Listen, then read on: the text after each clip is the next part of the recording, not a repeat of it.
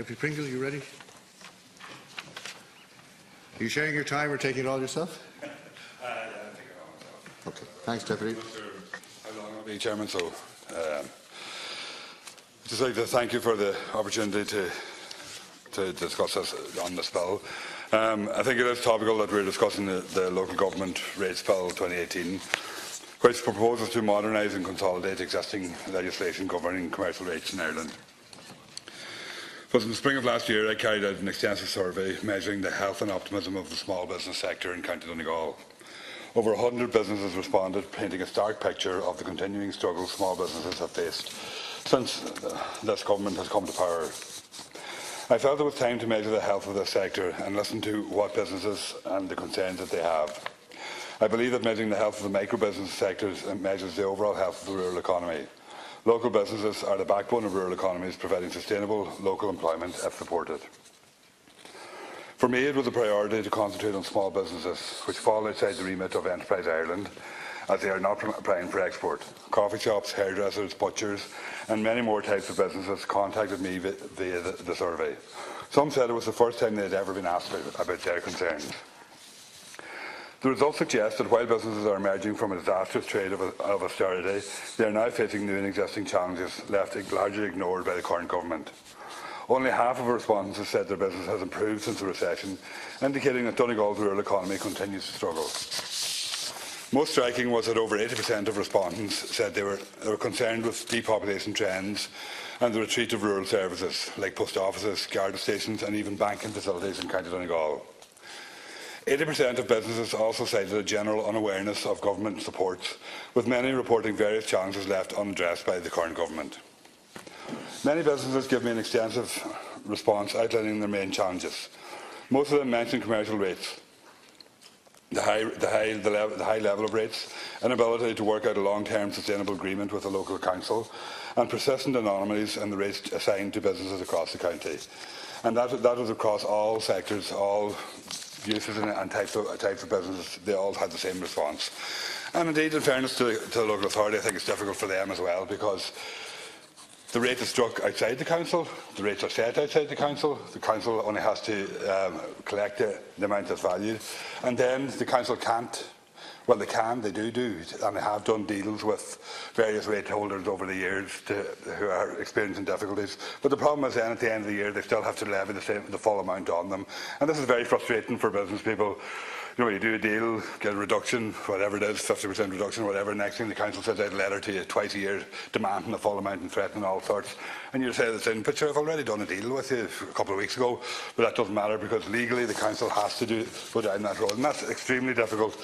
And and then there's all sorts of anomalies as well going around in relation to the rate system. Like, I know, for example, there's a hotel in Glenconkill, now it's closed now, it's been closed for many years, but that hotel in Glenconkill has the exact same rates as two hotels in Ballyliffin, where the Irish Open was on this year, a world-class golf course in the town and village, and two hotels there have the equivalent of one hotel rate bill in Glenconkill, which is just nonsensical.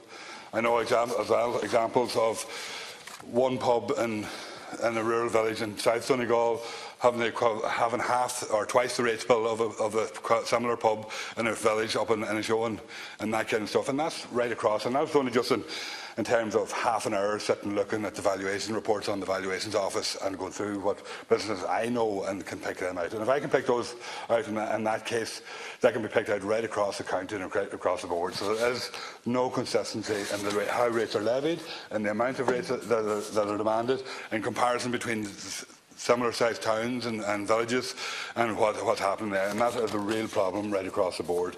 And unfortunately I don't think this bill does anything to address it, but it's something that needs to be addressed. And I think also as well that local authorities probably need to have the freedom to actually levy the rate themselves and value and collect the rate themselves as well outside of the national office. And there may be historical reasons as to why that was founded and why that was done that way, but I think we need to move on from that. Now, my understanding of the current bill is that it does seek to reform some aspects of the management of commercial rates. And while I welcome some of these aspects, my opinion is that the bill is vague on how it sets out to achieve worthwhile reforms. For example, the explanatory memorandum of the bill states that the bill will form the basis for great enforcement powers by local authorities in the collection of rates. Yet there is no mention of any specific enforcement provisions other than those relating to the appointment of authorised officers under Section 15. Section 14 does provide that local authorities may introduce a scheme to provide a waiver for all or a portion of the rates due in order to support the following: the implementation of a national spatial strategy, the implementation of a development plan, the implementation of a local area plan, or the implementation of a local economic or community plan.